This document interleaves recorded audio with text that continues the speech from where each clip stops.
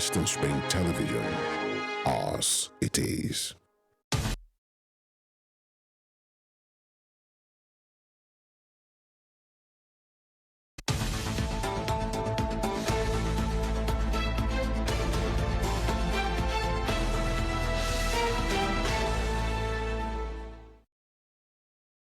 Good morning, Nigeria. Good morning, world. I welcome you. In fact, we welcome you to today's Morning Spring. Morning Spring is the name of the program where we look into very critical matters, issues of public importance here, having dialogue, conversations with people of knowledge, diverse opinion, balanced opinion, and reportage as well, everything necessary to make sure you are well and adequately, absolutely informed about issues and matters arising. That's what we do here at this time. And Femi Ojo remains my name. I welcome you. Today is a very, very remarkable and iconic day.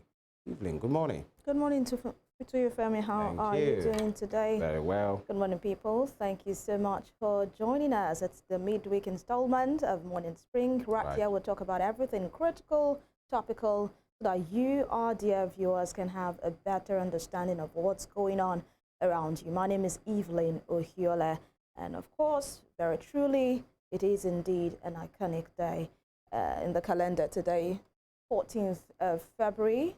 Femi, it's Ash Wednesday. Yeah. Ash Wednesday, that signifies the beginning of the Lenten. Exactly. The Lenten season for the adherents of the Christian faith.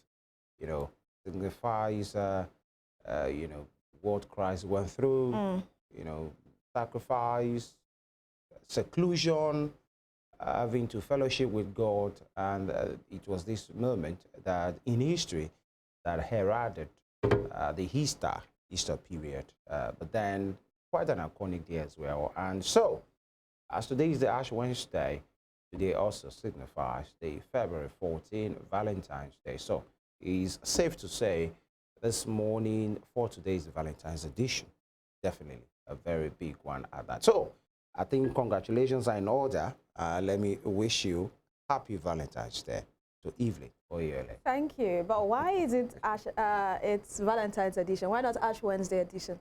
Okay. Why are you pushing outside the Ash Wednesday, focusing on the Valentine? That's what I choose to focus on. Okay, the ones that you have that red rose on your jacket. If you say that it is, it is what it is.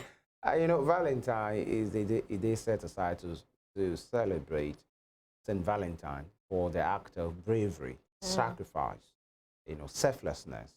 And that's what this day represents, although, many persons see it as a day of, it's a day of love, but in different forms and expression. And that is it. Make sure, you extend that love. It doesn't really have to be the romantic one. Yes. The romantic part of love is also not a bad thing. It's also very good. But then the real act of selflessness, making sure others feel good about themselves by acting it, by saying it, but more importantly, by acting it. That is what it is. So you expect the whole town to be painted, in a kind of colors today. That's what many persons have their plans for today as well. Yes. And for those that don't have a plan, thank God for life. Thank God for life. And, Nigeria, we are in a state where everyone right now isn't in the best state of mind. So be the reason why someone smiles today. Lend a helping hand to someone today, buy someone a gift. Yeah. It doesn't necessarily mean probably your second half or a family member. It might be a stranger. Just to ensure you do something a colleague at kind. work. Yes, a colleague at work, Femi. A colleague at work, Femi. I reiterated that so you can hear. I wonder the reason for the emphasis. Or your gate man that has been doing the yeoman's job, your driver. Yes. Remember your parents, everybody. At the season. Yes, beyond that, yesterday, we heard something bizarre, especially at the courts, when the immediate past secretary to the government of the Federation, the gentleman, SGF, Mr. Boss Mustafa, appeared as a witness in the ongoing trial of former CBN Governor Godwin Emefiele before an Abuja High Court, sitting at Maitama. And it is not unconnected. In fact, better still, is connected with that $6.2 million withdrawal that was made by the CBN to settle foreign observers during election. And then you want to wonder, what's federal government's business in the first place by saying there is an amount of money set aside to settle foreign observers? The last time I checked, if anybody identifies as a foreign observer or they are a group, the mission, the group, the body that is sending them will have taken care of them. So how come there is a money, kind of money, huge sum, $6.2 million that was set aside to take care of foreign observers? Foreign observers, you know, and these are the issues, and it has been alleged that that was done under Godwin Emefiele through the CBN. So the federal government was being asked questions. At that time, Boss Mustafa was the Secretary to Government of Federation, so he kept the book, he should answer. And the man came, and, you know, he said he didn't know about that. And it was never, in fact, let me say, read out what he said. He said, secondly, I've looked at it and read the document, that same document that was used to pull out that huge sum of money. He said, I've read the document. The Federal Executive Council decisions are not transmitted by letters. The man really, you know, went into the document and said, this thing was authorized through a letter. The FEC doesn't operate by letters. And of course, it's the Secretary to Government at that time. He knew he should know what he's saying. And they are transmitted through extract after conclusions have been adopted. He said, thirdly, this is the word of Mustafa, I'm the custodian of the FEC. As president, will not refer executive conclusions to me. Also, in all the 5 years and 7 months I stayed in office, I never heard of the term special appropriation provision. That was the detail of that particular letter referred to me. The terms known to me, my lord, are appropriation as provided by the Appropriation Act, which is normalized by the National Assembly. When the government file draft, it brings supplementary appropriation. And he said in that letter, in all the correspondence I have received from Buhari, it has never had or ended with, please accept the assurance of my highest regard. You know, that was the way that letter was framed, the conclusion. And he said, I am a subordinate to Buhari. My correspondences do not carry that. And lastly, looking at the signature, it's a failed attempt at reproducing Buhari's signature. I will leave that to the experts. So he's saying he doesn't know anything about that. The government in which he served under Buhari, in which he was the custodian of everything that happened at the FEC, they didn't sign to that, they didn't authorize that. The question is, it appears forgery has happened. Evelyn, who are those behind it? From $6.2 billion, we know what that can do in Nigeria's economy as of today. That is the money in... 6.2 million. It's a million. Yeah. That is the money in trillions. I mean, if you actually convert it to Naira. That's in billion. And I wonder the kind of impunity that happens in Nigeria, you know, leadership, where you say a whole president's signature was forged. Well, the matter is in court, and we do not want to preempt what will happen, so we'll just leave it at that. But then that money is huge, and for you to say president's signature was forged, it's a long journey for Mr. What an audacity. That's really it. long journey for you know, where I started was, what was the intention of preparing a special fund for foreign observers? Is that the business of Nigeria? What's our business in catering for foreign observers? If there's anything Nigeria can do, it's for logistics. Now, you know, what kind of logistics do we have to produce with $6.2 million? But then the case is in court. The SGF, former SGF, has washed his hands, cleans of the matter, but then is the wisdom of Melot at the court to proceed and tell us what's next on the matter. We'll go on this break. When we'll come back, we'll head straight to the papers. Stay with us.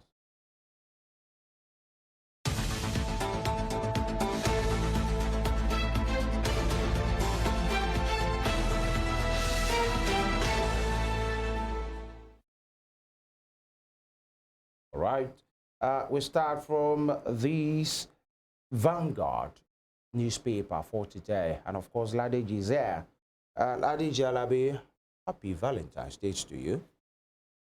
Greeting you, what do you call it the other time? Ash Wednesday as well. Good morning. Of course, yes. The good thing is both days fall on the same day this year. Right. So you choose the path you want to follow.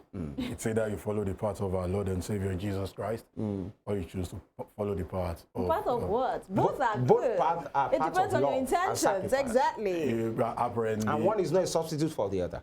well, one is not a substitute. Ladeji, I know where you are But going. the bigger one is to celebrate the love of our Lord and Savior Jesus Christ. And the sacrifices he And the made. sacrifices he has made. I'm with you on that one. I don't want, it's not a day to go ahead and do. And be doing flamboyance. So On a please, very iconic watch sober it. day. And of course, I can see Evelyn moving a bit closer to the color of the love. She's disguising. I'm not moving closer. This is pink. Apparently, your natural color is the color of love. So. All right. Thank you. Vanguard, hardship. Federal government tackles PDP governors, others. Okay. Hardship, federal government tackles PDP governors, others. Couple of headlines here. There is a lot of hunger and anger in the land, governors. PDP governors are playing to the gallery, federal government. PDP stating the obvious, APC has ruined her economy. That's coming from the Labour Party. Suffering, pushing Nigeria to the brink. PDP BOT tells Tinubu. Confirms Wabara as BOT chairman, appoints McCarthy as secretary. Adolphus Wabara there, margin as the BOT chairman, and former Kaduna State Governor, Ame McCarthy, as the secretary. And of course, 2023 Vanguard Personality of the Year. Many of them are there, people in governance, many state governors, traditional rulers, or, they are just there. And of course, individuals as well. You can just pick up a copy of the Vanguard to look into the people that have made it to the Vanguard Personality of the Year. Moving on, Asagba of Asaba, Chike Edozie, passes on at 100. Wow. All right. He is went to be with his ancestors. Edoguba, Idahosa, Capes PDP governors over ad hoc delegate election. And why I didn't appeal delegate Congress outcome, Igbenedion, and Bakari's signature forged to withdraw, Buhari's signature forged to withdraw $6.2 million from CBN, ex-SGF tells court. And interesting one from Mr. and Mrs. Mr. saying, Happy Valentine there. Here is your gift. It is what you like very much. And then Mrs. responds, this box is too small for what I like very much. All right, wonder what kind of box that will be. That's all from the Vanguard. Ladeji, hardship. Federal government tackles PDP governors, others. It's been like a trade of words. The PDP governor yesterday or 2 days ago had made an address and they talked about the state of the nation. Now the federal government has answered them to say they are just playing to the gallery. The LP received a pass and said, PDP has seen the obvious. APC has ruined the economy. Trading of words. Well, it's most times when I read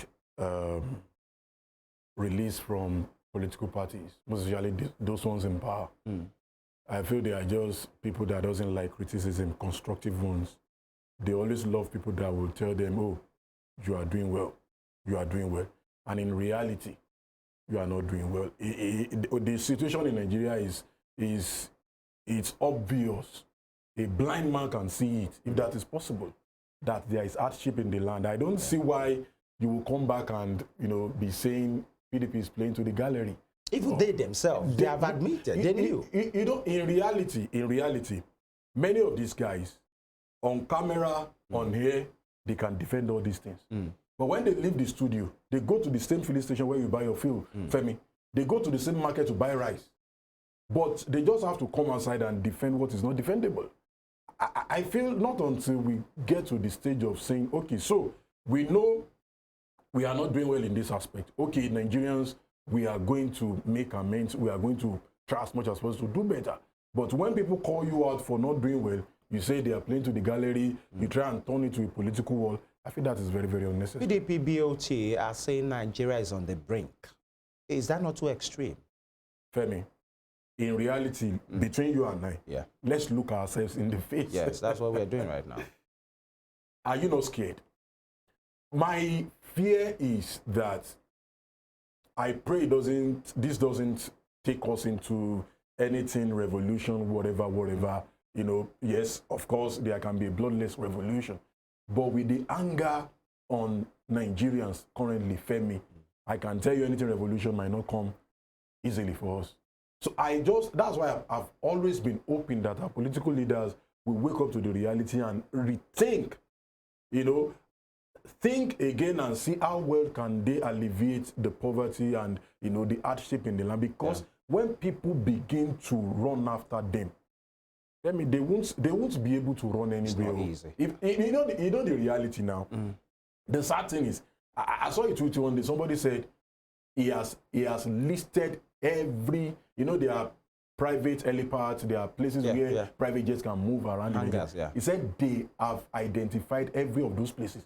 You know the implication of that? If anything happens today, your senator that feels okay, let me just go there, they won't allow. It is only few of them that would be able to escape.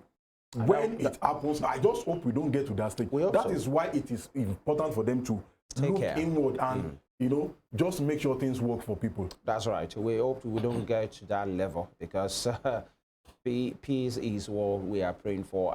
But then an hungry person is an unpredictable person. You can't predict an But was it 2 days ago, the Emir of Kano, spoke to the First Lady and said, go and tell your husband. She's not. People are complaining. So I wonder if that is predicting or that is helping. The FG will come out. In fact, I think it is a bit preferable now that, because if it were to be in the days of Femi Adesina, Garba Shehu, the other guys that work with Buhari, they can tell the Emir that he doesn't know what he's saying, that the people outside, they are celebrating Buhari. That's all from the front page of the Vanguard.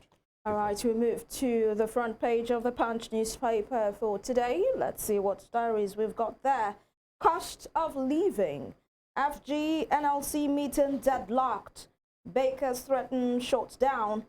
Strike will go ahead. FG negotiations not fruitful. NLC leaders insist. FG warns against unrealistic demands as Labour seeks yearly pay rise. Away from that, Tinubu gifts Eagles lands, houses, national honors after AFCON. And track bandits with biometric systems. Senate tells security chiefs. Buhari's signature fetched to withdraw $6.2 million from CBN. This is according to the ex-SGF boss, Mustafa. Customers tired of estimated billing. FG tells Discos. And top corner, the Punch newspaper, front page of the Punch newspaper for this morning. Wigwe crash report ready, match. Kinsmen declare 8-day mourning. And that will be all from the Punch newspaper. But of course, we will not leave this paper without talking to Ladeji. The cost of living, like Femi would say, is already almost killing the living. So, but to the Punch newspaper this morning, FG NLC meeting deadlock. And NLC insisting that the strike will go ahead. But federal government is saying that your demands are unrealistic.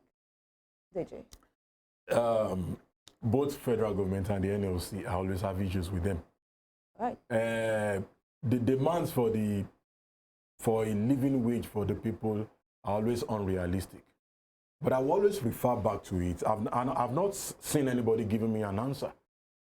Why do we need a 1.5 billion naira budget in a supplementary budget for the office of the First Lady that is not known to the Constitution? The office of the First Lady is not recognized by the Constitution of the Federal Republic of Nigeria. But we budget 1.5 billion naira for that, to buy our vehicles. We budget billions of naira every year to service our presidential jet fleet. Something that necessarily we don't need more than one. Or we have a national carrier that carries our president up and down. But when it comes to when civil servant needs money, when it comes to payment of salaries, we always have positive funds. I've never seen any time, Evelyn point me to any, where you see political office holder protest or go on strike because their salaries were not paid. They're working for the people. They're serving the people. They are serving people, but their salaries have never, for one, they have never protested. We've seen situations where police protested in Nigeria, that their salaries are not being paid. We've seen situations where soldiers complain. These are the guys that stay on the front line for us. These are the people that even secure these political leaders. But when it comes to, doing well for the people, they always have a point. They always have a place to hide. Now for the NLC, I've always said it. Fight for a better economy. Fight for a good country. It will reduce your rate of asking for minimum wage increment every now and then, because the reality is the way it is going, the inflation rate keeps getting high. You keep asking for more. You know, between last week and today, or yesterday, we've not know what's the name of NLC president now? Joe Ajaero. Joe Ajaero. Initially he said, though, 200,000 is unrealistic. They will do 400,000. At the time on Arise TV, he said they are looking at 1 million naira minimum wage. Between you and I, Evelyn, how possible is that? You think that's a ridiculous request? It is ridiculous. It is not possible. Even the 30,000 minimum wage that we are talking about, in a couple of states in Nigeria, it is not yet been done. So you are talking about 1 million. Do you know the ripple effect of that? The inflation will go higher. A lot of people will lose their jobs. So, because of time, what do you think the NLC should be asking for at this time that is realistic, that the federal government can work with? What is real? In terms of, for me, I'm not always a fan of just putting a figure to salary increments, whatever. Yeah. NLC, face the federal government. You are a pressure group. The amount now, we remove fuel subsidy to be subsidizing pilgrimage. How sensible is that for us? You are not fighting that as an NLC.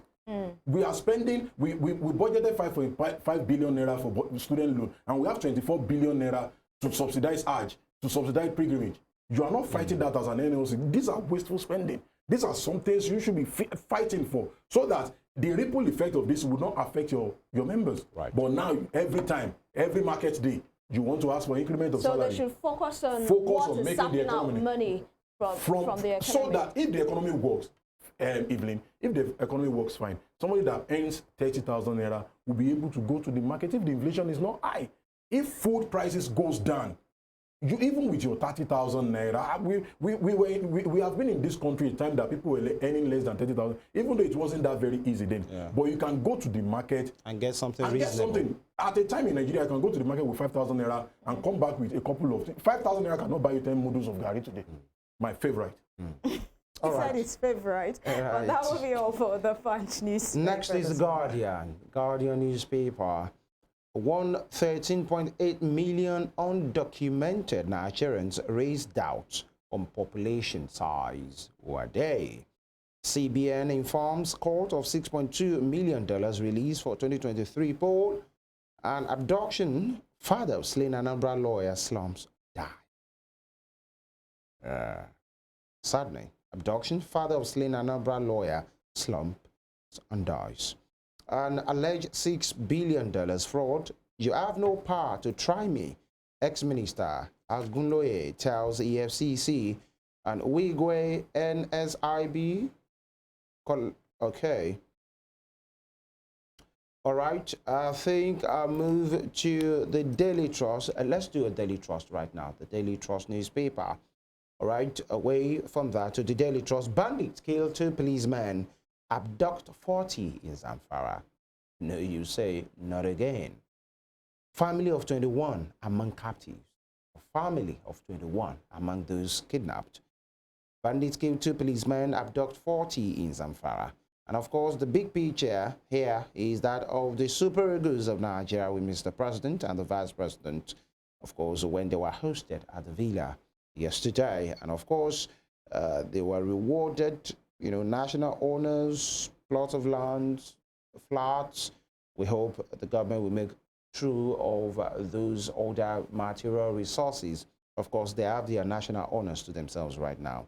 And IMF confirms return of petrol subsidy on that Tinubu. Okay, we expect the government handlers to come and explain this. Court remands Kano TikToker Muja Kunya.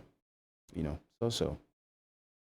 Tinubu rewards Eagles with national honors, houses, plots of land in Abuja, and content creators must register and pay taxes. CAC. Rising production costs. Bakers begin nationwide strike February 27. Buhari didn't approve $6.2 million for election observers. His signature forged. Ex-SGF and gas explosion rocks Lagos community. Let's look at this. Rising costs of production. Bakers begin nationwide strike February 27, Ladeji, one will say, what kind of strike is this one? Because I wanted to get a particular portion of loaf of bread yesterday. It usually sells for 700, and they told me, as of yesterday, it's 900 naira, and the baker still want to go on strike. What for? Okay, so to protest against who? Just they also have, they can protest against the government. The high rate of the materials they use. And they have already done that. No, They have increased the price already. Femi, let's get this in. Yes. A couple of times, if people want to increase prices as the price of raw material goes up, then we'll see new prices every day. Yeah. I used to buy a particular size of loaf of bread from a shop around here.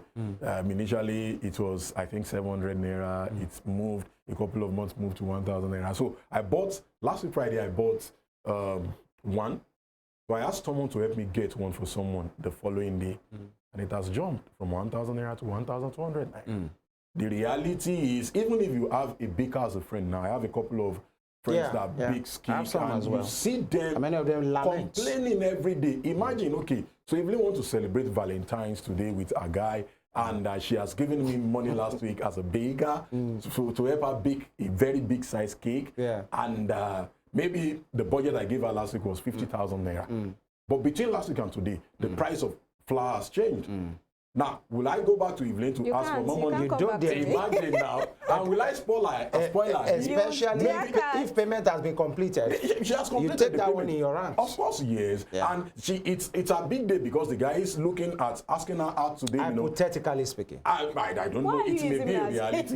You are the only lady on the show, apparently. So I just feel the bakers also have a point. Prices of things. I got the news now, though it was posted yesterday. International Brewery, Nigeria Brewery, they've announced that by Monday, 19th of February, prices of their products will go up too. Although some of them will say some of those things are not essentials, you know. But for most persons. For some people, they are essential. The prices will go up. That's sad. So actually, it is sad. It is sad, and it is because it affects every. Right. Talk less about people that uses flowers. Talk about people that also, some of these flour, sugar.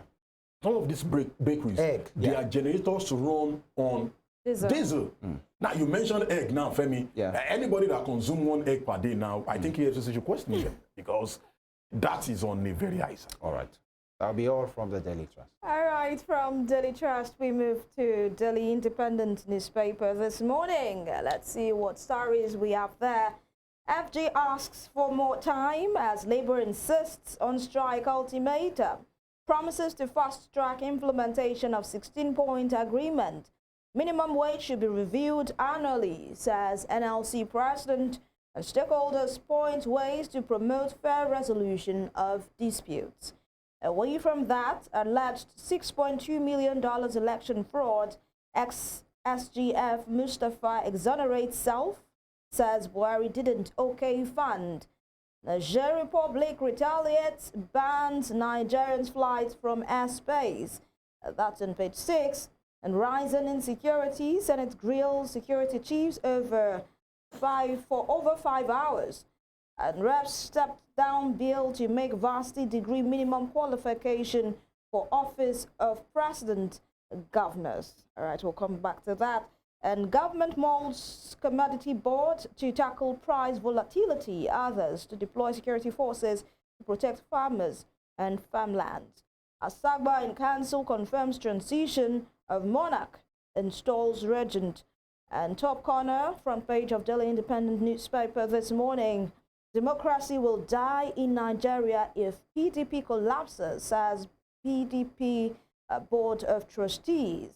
In AFCON, Tinubu rewards Super Eagles with MON award, landed property flat.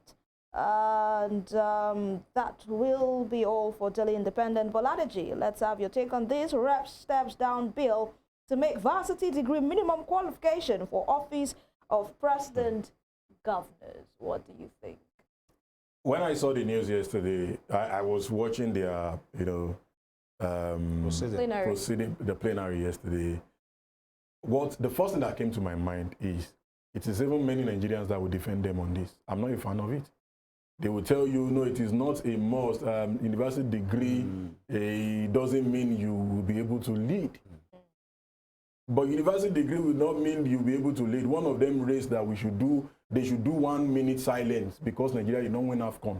Make it make sense. I hope the person has a university degree, actually. But that is just by the way. Evelyn, if you are looking for the list of jobs in Nigeria today, they will not only ask you for a university degree, they will ask you for at least 4 or 5 years experience. Yes. But when it comes to leadership, the biggest office in the land. biggest office in the land, the biggest office in the state, that is when they give you excuses. Just attend to Evelyn, like that. engage these guys. I've had calls to engage some of our political leaders. All right. A few times. Evelyn, those ones that, how manage you tell me you've done HND and you want to go and do ND? Wait. Interesting. You know, Amazing. so it is very, very, and people that people that are not educated would not know the worth of education. That is why we see every now and then low budget for education, and we have higher budget for their flamboyant lives. I'm not a fan of it, and I think they should rethink. If you want to lead us, the best of us should be leading the rest of us. Yeah. You can't have somebody that doesn't have even, during Buhari's regime, we had a couple of, in fact, on one of the certificates he presented, his name is Muhammadu Buhari, but we saw Muhammad Buhari decide it's the same thing. And people said, okay, even if he comes up with NEPA bill, we will support him. And we saw, now everybody is now shouting, he did bad in 8 years. So I feel if the condition is you want to get a job in Nigeria, you must have a university degree. Then if you want to lead us also, at least, in fact, they should raise it higher. We have to You go should have about at least a PhD. Okay, very interesting conversation with Ladeji Alabi there. And it reminds me, in Taraba now, I was listening to the governor speak, and he said that any teacher that wants to teach in the secondary school will have a minimum, a master's degree. All right. So we have to also take that across board. You want the teachers to have a master's degree, but the governor that will pay the salary of the teachers, I know he cannot even boast of a degree certificate. Thank you so much, Ladeji Alabi, somewhere. for this. We Always a pleasure to be appreciate here. your Today's time on Val's this Day. show. I don't want to be angry. All right, people, this is where we pull the brakes on the newspaper review. We'll take this break now, and we'll come back for the conversation. We'll be talking about something very critical to our nation at this time. Do not go anywhere.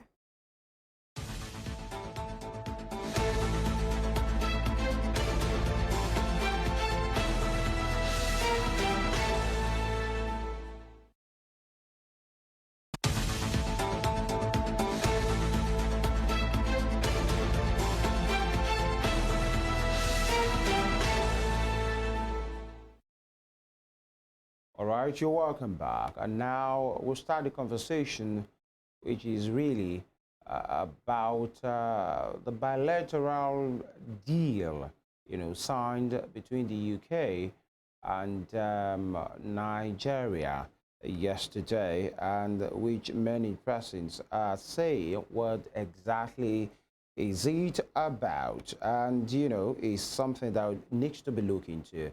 We learned that the UK signed a landmark economic partnership with Nigeria, and that is what we are looking at today. And it's a deal, let me bring it to you an excerpt that says that it is an enhanced trade and investment partnership, ETP, and is the first the UK has signed with an African country, and it's designed to grow the UK and Nigeria's already thriving trading relationship, which totaled $7 billion in the year to September 2023. So, U.S. Business and Trade Secretary Kemi Badenoch is in Nigeria. They signed that deal with Nigerian Trade Minister Doris Nkeruka Zoka Nites yesterday.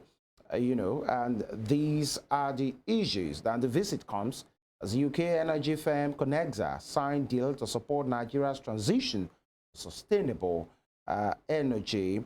And the Nigeria is the biggest economy in Africa and one of the world's fastest growing economies, predicted to be in the top 20 by GDP by 2035. And it is also predicted by the UN to nearly double its population to over 370 million people by 350. Possibly little wonder why the UK is tapping into that market. And now, for mainly about conversation this morning is about this.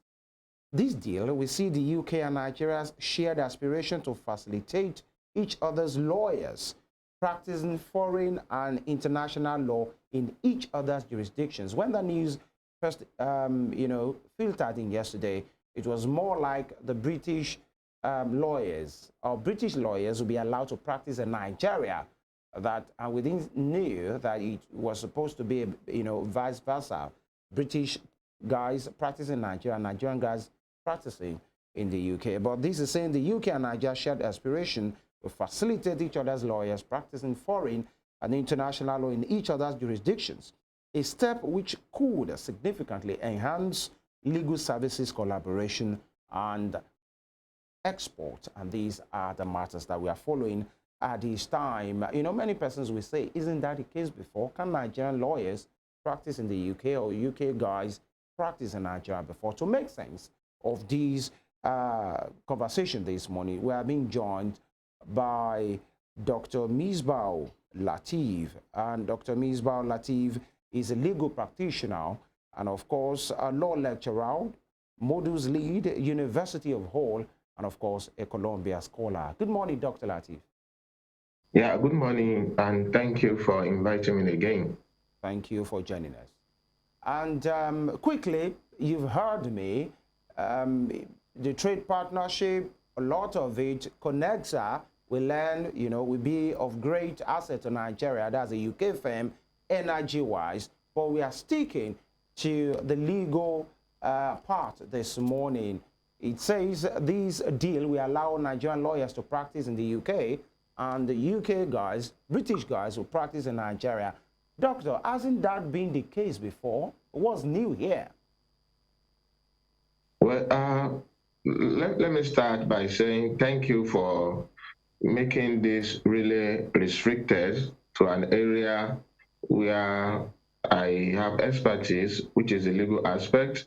But even as we do that, I think it is very important that we also understand the larger context, if you permit me to use that word. Please. And the context here is, generally speaking, Nigeria, is of course the biggest economy or largest economy in Africa. And then there are so many potentials that economists and experts have told us have not really been fully explored or tapped. So to that extent, generally speaking, any attempt to expand the possibilities that the Nigerian economy can give to the world, and in a way increase our trade balance, if you like, is generally welcome. So, but with regard to the current deal, and I understand signed yesterday by the Minister of Trade and Investment and the UK, Kemi Bademo, and all of that, I think I understand also that this particular issue of legal services is not really exactly part of the deal. I'm not sure if you have seen that, but I actually woke up this morning to a message from the president of the NBA, where one, they condemn any attempt to, introduce the so-called or allowing legal practitioners, from the UK to have a free flow, as it were, into legal practice in Nigeria. That is one. Secondly, I've also seen a message from X, from the Minister of Trade and Investment, where she literally debunked the aspects involving legal services. But not, that's notwithstanding, to come back to your specific question now, the answer to that question of whether the British trained lawyer who are not Nigerian have not really had the opportunity to practice in Nigeria before now, the answer is yes and no. Yes, to the extent that, as I speak now, the Nigerian law does not permit a foreign trained lawyer to practice law in the sense of appearing in the Nigerian courts, representing clients, and all of those. So yes, up to this very moment, it is not possible to do that. But no, because there are some other aspects of legal services which do not include court appearances. For example, providing legal consultancy services. I can tell you for free and from experience that Nigerian lawyers up to this moment have continuously or consistently, if you like, engaged with foreign trained lawyers in America, in Canada, in the UK, for such legal consultancy services or partnership, if you like. And a typical example is in the IOC, the International Oil Company, for example, there are quite many type of contracts, like quite a number of them. Let me just put it that way, like the JVA contract, for example, the joint venture contract or agreement that usually cut across, I would say, nationalities. They are international in nature. So you would typically have Nigerian lawyers collaborate with foreign lawyers to broker such deals or to conclude such contract. So basically speaking, even if the current deal were to apply to legal services in Nigeria, I think it is not something that would immediately extend to British lawyer coming to Nigerian courts to appear or represent clients. And the reason for this is simple. There are clear provisions of law in Nigeria. For example, the 1975 Legal Practitioners Act, Section 1 and Section 2, for example, provides that only Nigerian qualified lawyers, only people who are on the roll of lawyers in Nigeria, and by the roll, it means people who are on the list of the Supreme Court of Nigeria as registered barristers and solicitors in Nigeria can appear in Nigerian courts. So a British trained lawyer who has not been called to the Nigerian bar, or an American trained lawyer, or a Canadian trained lawyer, or even a South African trained lawyer who has not been called to the Nigerian bar, or who is not on the roll of call of lawyers in Nigeria, not on the Supreme Court list, as a lawyer duly admitted in Nigeria, cannot really practice law. So basically speaking, for me, I think with respect to partnership, for consultancy purposes, the current deal, the trade agreement or so, doesn't really suggest, has not really done anything new. Nigerian lawyers, as I speak now, I've always had that partnership, and I would say as a matter of necessity. Okay, Dr. Misbah, I just want to clarify something. You talked about UK lawyers, foreign lawyers providing consultancy services to, citizens of Nigeria, people in Nigeria. Is it the same also, reversing it? Can Nigerian lawyers also provide consultancy services to people in the UK? Is it a general thing? Well, okay, let me respond to that with some qualifications, and I'll give Nigerian lawyers do provide services, and with all respect, I've had to do that on one occasion where in a particular case before a high court in England, and I was in Nigeria then, that was even like 10 years ago. Okay. So they needed a Nigerian lawyer to provide a perspective on a Nigerian case. It was actually a family law matter, a dispute at the High Court in England over the custody of a child, and the marriage was conducted in Nigeria. So they needed the Nigerian lawyers, I would say, experience or evidence, and they wrote to my office, and we provided them, details of Nigerian law. You call it an expert opinion, because at that time it was not exactly possible for that British firm or lawyers to just go on the internet, just get anything on Google. They wanted something from a certified lawyer in Nigeria that could qualify as an expert opinion. So yes, but to a very limited extent.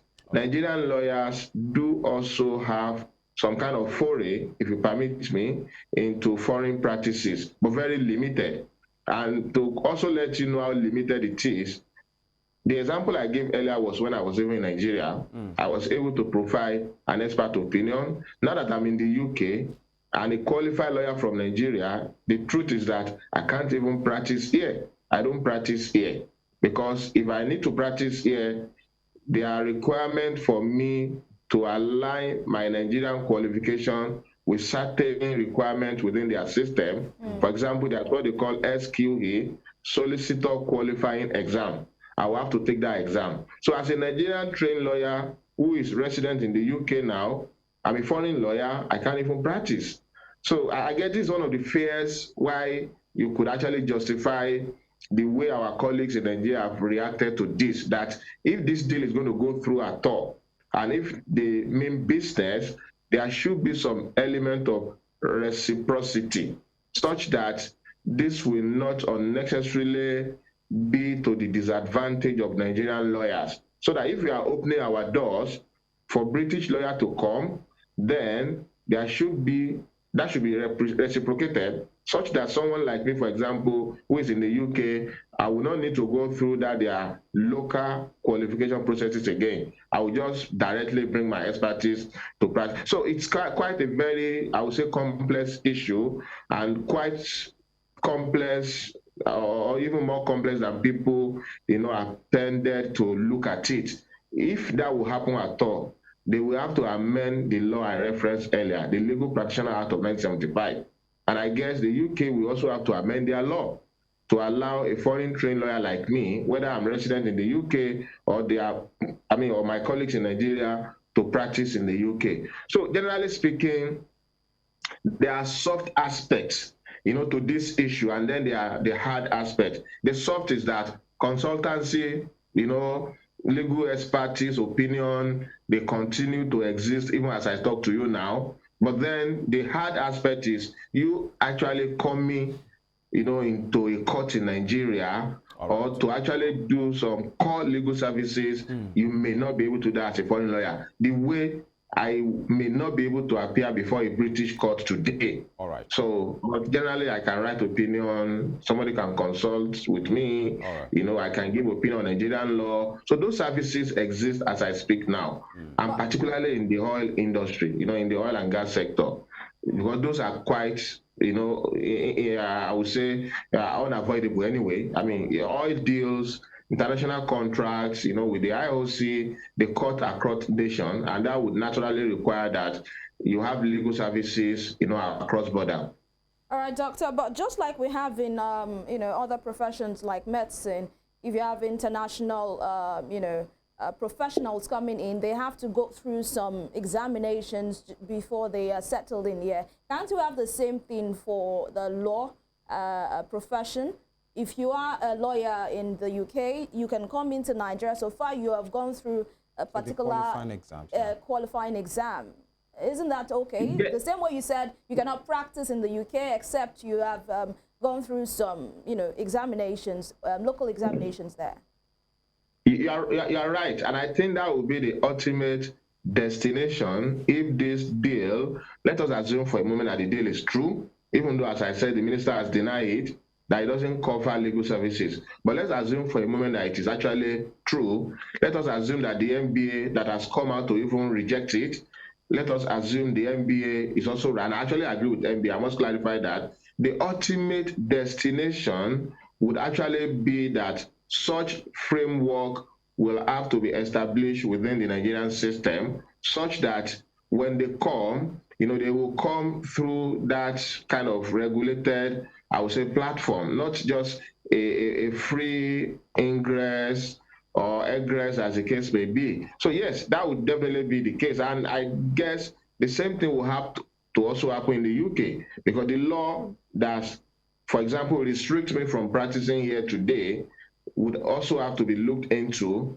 and then align with the new bilateral deal they have struck with Nigeria. So it's actually going to be a very long process, particularly with reference to legal services. Right. For other aspects of trade, like in the renewable energy or even agricultural produce and all of that, to enhance Nigerian exports, or even maybe import, aspect of the economy, where they might not really need to do so much, but legal services is highly regulated by Nigerian law. All right. And requires a lot of rejigging of the extant law to be able to accommodate foreign lawyers, the same way they will need to do here, even in the UK and even in the US too. You can't practice in the US unless you have certain local certifications. All right, Doctor, maybe these bottlenecks that you're talking about, certifications, before you are able to practice legal services representing clients, you know, maybe this is what this deal is targeted at solving. Now, it's quite interesting that the Minister of Trade has denied it, the NBA has frowned at it, but has found, you know, as recent as earlier this morning on the website of the UK government, as government.uk, it is written there, and if our producers can just put that up, it says that it will see the UK and Nigeria's shared aspiration to facilitate each other's lawyers practicing foreign and international law in each other's jurisdiction. So maybe the UK government wants to address these, and it is there, it is official on their website. Of course, you said that the minister has denied it, the NBA is frowning at it, but as it is, if this goes through, you know, initially we were thinking it's only the UK lawyers that was going to come here and be practicing. Can we just find a balance instead of the NBA, you know, frowning at it and denying it vehemently? Can there be a balance? Let's tell them what we want and let them tell us what they want to make this thing work. Doctor. All right, thank you. I think despite the denial from the minister, as I referenced earlier, and even the response of the NBA, I think I want to kind of believe more, and this is quite ironic or unfortunate, what you found on the uk.gov, okay?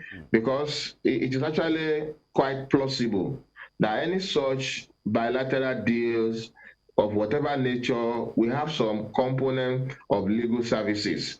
So it may not actually be entirely correct that legal services, you know, are not component of this. So, but having said that, you see, the challenge again is that when you want to consider, I would say, the utility of such a bilateral agreement, you also want to look at the strengths of the parties. The question is that in terms of, I would say, capacity, Nigerian lawyers are quite excellent. They can compete with their peers anywhere in the world. But beyond the competencies of the lawyer, what about the markets? How ready is the British market, for example, to welcome a lawyer from Alekuwodo in Oshogbo, or a lawyer from Alimosho in Lagos, or Igboshere in Lagos, or somewhere in Kaduna? So even as we, you know, and this, I think, the fears of Nigerian lawyer, that look, this might turn out to be something to the disadvantage of the Nigerian lawyers at the end of the day, such that the British, particularly given the Nigerians, you know, taste for foreign things. Nigerian generally, I don't know where we got that from. People want to have, you know, if some of our firms even, you know, I would say, manifest this. You see people set up firm and they name their firm in foreign names. People want to answer English name and all of those things. So the fear is that if this will not, you know, be to our own disadvantage, if Nigerian are actually, I would say, well-positioned, Nigerian lawyers now, to actually compete in the British economy or in the British legal market services. How many Britons, how many whites, how many businesses here in the UK are willing to hire black foreign lawyers? So these are some of the fundamental issues, you know, that people suspect might really affect, I would say, the advantage that this deal, you know, purports to confer. So people are afraid that they don't want this to be a one-sided agreement. And this is why I think the NBA is very cautious and aligned with the NBA, even though, you know, so as much as we want trade, as much as we want our services to be global, we should also be very careful not to enter into any deal that will disadvantage our people. Before you know it, all the briefs in Nigeria, particularly in the arbitration area, because if you look at the focus of that agreement, it talks about private international law. You know, private international law is an aspect of law which deals with I would say, negotiation, contract, and all of those, where you have what we call conflict of laws. I mean, where the laws of nations, the conflict, or where there is a need to ensure that a contract entered into in Nigeria, with somebody who is outside Nigeria, will meet all the requirements of law of those both countries. So the fear is that, yes, we want to open our borders to foreign lawyers. We want them to come to practice. But how much of space are they willing to yield to our own people? Is their own society really, I would say, sociologically, racially, if you like, prepare for that? So that at the end of the day, we don't end up, giving our food to them when when we struggle to actually get any food from them. So these are the issues that people are concerned about. And the reason why they really want to see the details of this deal, whatever it is, so that we can strike those balance. Maybe have clauses that will perhaps apportion percentage that British lawyer will not get this percentage of work from Nigeria unless Nigerians are also assured of getting this percentage of work. So these are the kind of minute details that people are interested in before they can say yes or no to the deal. Okay, Doctor, a very good place to end that conversation this morning. Dr. Misbah Lateef, you law lawyer and from the University of Hull, and he's also a Columbus scholar. Thank you so much for your time this morning. It's always a pleasure. Thank you too. My pleasure. Have a good morning. Thank you, sir. All right, Femi, that's it. I mean, we definitely are looking forward to the details. More details of that deal.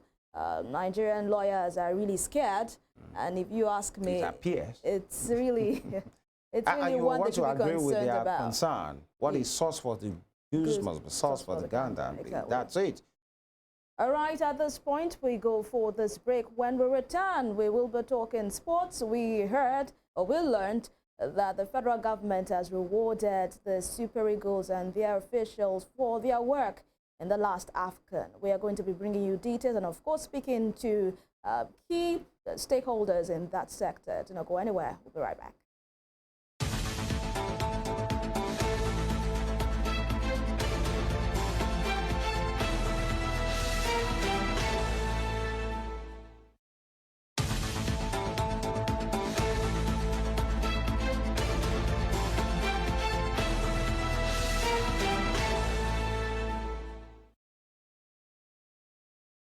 All right, we switch our gears now to, kind of happy moment, talking about the Super Eagles of Nigeria, after their AFCON quest, in which they ended up as the runners-up, getting the silver, in which, on the 9th, in which they were defeated by the Ivorians, the host country, the elephant of Cote d'Ivoire. They were received yesterday in Abuja to a rapturous welcome, and they headed straight to the villa in which they met the president. And of course, they were led by the captain, and of course, the Minister of Sport, Mr. Eno, the Vice President was there. He was also, he represented Mr. President Tinubu at the semifinals and the final, by the way. And the president told them, "It is a great honor for me to receive you as Super Eagles. As a team, you taught us lessons on resilience, togetherness, diversity, and excitement in competitive games. You started the tournament as if Nigeria would not assert itself, but you progressed to the finals." These are words of the president. And, the guys were there clad in green. I don't know if the video is ready. We should just take a look. All right. We are being joined right now by a young veteran. I'm intentionally calling him that, talking about sport, Fisayo Dairo. He is the chief football writer for ACL Sport, and he joins us on phone from Lagos. Fisayo, good morning. Well, good morning to you, Femi. Yeah, thank you for joining us. This morning. Thank you for joining us. Thank you for having me. Yes, the Eagles were with the president yesterday, and we learned they have been rewarded with lands, with houses, with national honor. But quickly, before we get to that, if you can make, a recap of AFCON as far as the Eagles is concerned, how will you describe?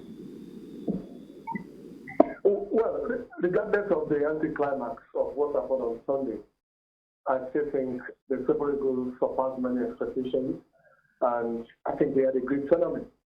You know, coming into that AFCON, if anybody had offered Nigerians, Super Eagles, a chance of finishing second in the 24 Nation tournament, I think most Nigerians would grab it with their two hands, especially with the performances of the team in the last part of 2023.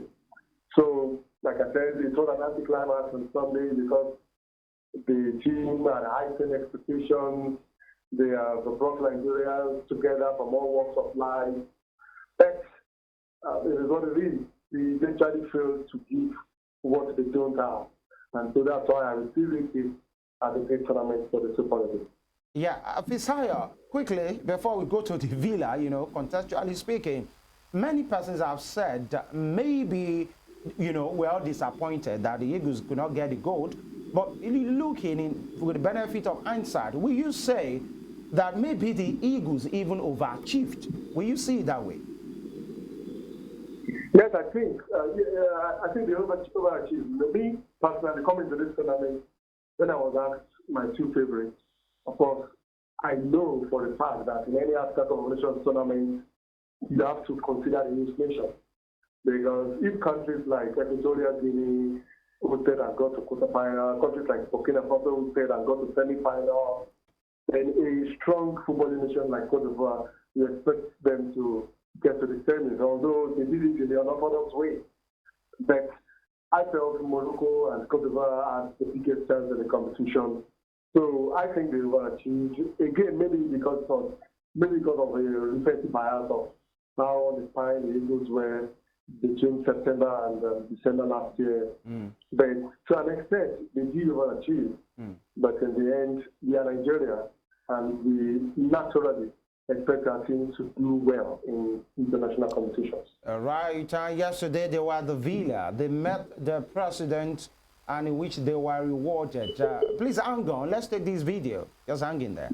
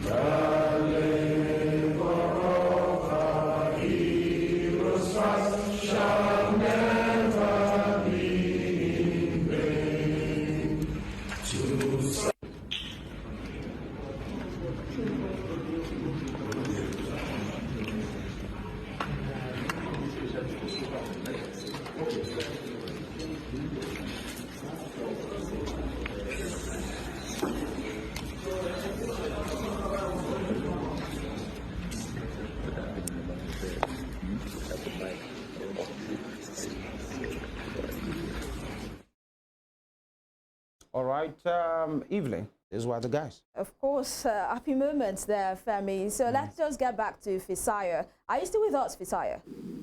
Yeah, I'm with you. So what do you make of the rewards given to the Super Eagles players and the officials yesterday? National award, land, property, you know, in Abuja. What are your thoughts, really? Deserving? Well, to a large extent, I would say deserving, but I think only in the ordinary levels, I've said it's quite over the top because, yes, they didn't win the tournament. The why I would not necessarily have an issue with it is that it's been a long time that we've rewarded our athletes for sporting excellence. Precisely, ever since we switched to democracy in 1999, you know, our sports men and women have suffered a great deal in some aspects. So if the new administration is revisiting such gestures, I think, well, kudos, you know, but you might see it from the angle of why rewarding failure, so to say. That if you think losing the final is a failure. So that's the only positive for me that, okay, it serves as a motivation to other players, other athletes that will be representing Nigeria subsequently in international competition, because I think that's where we have missed it in different years in Nigeria, because, for instance, the way people celebrate, the way people take the national teams as their own in countries like Cote d'Ivoire, we will set the tournament in other African countries. It's not been so in Nigeria for a long time. But hopefully this tournament will awaken the national interest and patriotic zeal among Nigerians and now the government. All right, amazing. Before we let you go, Fisayo, do you think the federal government also should spread these kind of rewards across boards, not only for football? You know, we have so many people doing us well in different games, you know, all around the world. Yeah. So do you think it's something the federal government should spread across board? Because you will have people say, I did well the other day. The federal government didn't... Not just the Eagles. They didn't reward me with this. So do you think the federal government has started something they can finish? Yeah, I think, you know, of course, the funds of the federal government is a limitless force, you know, really. And if you... That's why I chose my words carefully. That's why I kept using sportsmen and women.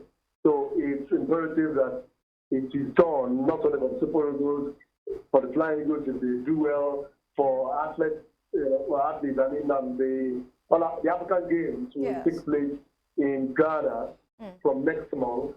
So we want, of course, rewards for athletes. But more importantly for me and more imperative is the fact that we need sporting infrastructure. It's not just about, I see this as a means of ambush marketing by the government. What did you give the players in terms of preparation, in terms of which is in terms of infrastructure? A lot of African countries now have football homes where their players lodge whenever they come to honor international balls. These are the most important things we need. We need facilities for our athletes to prepare right inside Nigeria for international competitions. For instance, the Super Eagles camp in Abu Dhabi for this tournament. Considering that we have largely identical weather with Cote d'Ivoire, why can't we have it in Abuja if we have a home for our football? So we basically don't have any stadium apart from Uyo to host football games. So the federal government needs to look at sporting infrastructure because that's also a major failing of our democratic governance. A lot of our states pay little or no attention to sporting development because in the words of the governor, sports do not give them votes during elections. But these are some of the things that engage youth. It helps to curb youth restlessness. It also helps to bring some, if you do it very well, it can give you some good capital in terms of the economy. So that, for me, is more important for the government than even rewarding athletes. Yes, it's also important to spread it to other sports. Yeah, Fisayo, in 15 seconds, how will you rate the quality of the AFCON organization, logistics, officiating, and the fans? Well, I think a lot of us agree, both those in Cote d'Ivoire and those outside, that this has been one of the best AFCON organization tournaments. You know, from the football, the players exhibited top football in our history. They made Africa the talking point across the globe, and this time positively. You know, from Asia to America to Europe, everyone grew that the quality of football, goals, goalkeeping, and stuff that we had at the tournament. So, 100%. In terms of the organization, I also think that it was one of the best organized competitions. Although Cote d'Ivoire as a nation could not take some of the initiatives brought in by CAF, but you could see their endeavor towards that. You could see that they put in effort. You know, transportation, accommodation, even for the media, the media facilities, everything. Cote d'Ivoire actually outdid themselves. And the positive is that the next edition will be hosted in Morocco. And what journalists were telling themselves is that if Cote d'Ivoire can put this off, then you can imagine what you will get in Morocco in 2025. All right. Thank you very much, Fisayo Dairo, Chief Football Writer for ACL Sport. Good to know that you are back. And so, but then we can still say Akwaba Fisayo. Yeah. Thank you. It's a pleasure talking with you guys. Thank you so much. All right. Yeah. Safe trip back home. Thank you very much. We'll go on this quick break right now. When we come back, We'll be speaking with our own AFCON correspondent. You already know who he is. We'll be back.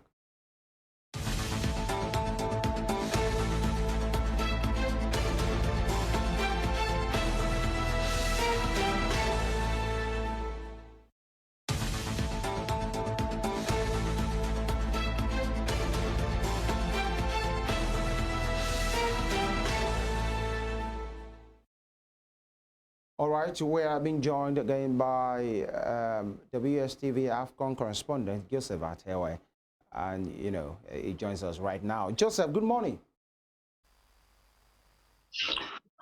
Yeah, good morning, Femi. Thank you. Evelyn. I'm nice to be on the show. Yeah. Bonjour, mon ami. You want to start this thing? Comment ça va? Bonjour to you guys, but that's the only thing I understand. Bonjour. We may do with that. That's all right. Okay. All right. Yeah, the Eagles have emerged a finalist, not just a finalist. That were the runners-up. They got the silver. Yesterday they were hosted by the president, and we learned they have been showered national honors. MON. By the way, like a couple of them, Ahmed Musa, Kenneth Omeruwe. I wonder maybe there will be double MON now because there were MON in 2013, given houses, given land, dead properties. What do you make of that? Well, I mean, it's a good one coming in from the presidency, but, there's been a lot of talking points in regards to that. For the cash rewards, we've never had a problem, but when it comes to the land and the house, whatever this has been promised, there's so much problem. Remember the 1994 recently just giving their own rewarded, and this took the intervention of the owner of Airpits, who also dropped at least 60% of the money that was given to those guys. I want to know the only who gave the count last year October when I was nominated for a certain committee together, and it was a very big incident. So I think this will happen, and the reason why this place I feel the heat right now, or be too concerned that to make the news, make the media that much, is that these guys are big boys. What are you giving them? So not until they start the higher, when everything they chip down, things start looking somehow. They start to remember, oh, we were promised this and that. But for now, they might not, really be too attached to that, as I said earlier, because these are really big. But I believe that there will be other way. The federal government can reward players rather than doing the traditional system of we promise you lands or flats or one thing. Yeah, of course, Joseph, that 28-year promise fulfilled just in the year 2022. That's talk about the 1994 players. And also we've had also some other players in the States. I mean, in 2022, 41.5 million naira promised by Governor Ifeanyi Ugwuanyi of Enugu State, was not fulfilled, and also in 2016 in Imo State, some things like that. But Nigerians have considered this a misplaced priority by the government, that they are just playing to the gallery, just looking for cheap support from the youths. Do you consider this so, knowing fully well that when it comes to investing in sports infrastructure in Nigeria, it's really, close to zero? Please comment. Do you consider this a misplaced priority? Some youths are saying the government of the day, federal government, are just trying to play to the gallery to, garner support from the Nigerian youths. They believe that the government should do better by investing in sports infrastructure. So do you think this reward of landed property, flats, and the national award is a misplaced priority by the government? Well, that's what is actually. I feel like they're not in sport as business. So if they're investing for that, they need to make room or a separate budget to do that. Evelyn, this is the African Cup of Nations, which happens every 2 years. Like when you go for the World Cup, which is every 4 years. I feel, we have that. Say that, oh, this money or these things can be invested in so and so. In Ivory Coast, they did the same thing. The president just gave them landed properties. In the US or England, if they win a major competition, they don't give them land or whatever it is, but they also give them some incentives money-wise. They give them just that their own is with immediate effect. I agree with a lot of people that the government should invest. Honestly, as I've said and advocated for, that they should hands off football totally, or even sports in Nigeria, and see how this sport will bloom. But saying that they're playing to the gallery, not, because this thing is traditional and it's been like that, except they are saying we should find another means to celebrate it. Guys, rather than the landed property, but saying not honoring them, I don't think so, because these guys represented millions of people and if they had won the trophy, we'll be celebrating. All right, so we have 1 minute to go. Joseph, Alex Iwobi has been picked on. Alex Iwobi has been picked on by different people, different fans, and they are making him a scapegoat. And it has really affected the guy. And many of the Eagles, the Super Eagles, his teammates are rooting for him, calling for people to stop bullying him, online. He was even spoken to by Minister of Sport yesterday. He has even taken down all the pictures except for one on his Instagram page. And these are the issues. Joseph, okay, I understand. I would have wanted to ask Joseph that question. How important is that? But then we'll have some, other days to really discuss that, especially when Joseph comes back. We'll get to have him physically here in the studio. We want to say a beautiful thank you to, our people that have joined us through this program. For today, we talked with Dr. Misbah earlier about the legal angle to that bilateral agreement between the UK and Nigeria. We hope it really goes well. Femi Ojo is my name. We have to go. We'll see you tomorrow. Happy Valentine's Day. To the Christian faithfuls, is the beginning of the Lenten season. Ash Wednesday. All the best. Pray for Nigeria. And those that love it, we eat the fruit. Evelyn. Yes, Femi, we have to go. My name is Evelyn Ohiola. Of course, stay tuned for Spring Trends, bringing you all the juicy gist on social media. My name is Evelyn Ohiola. We'll be right back.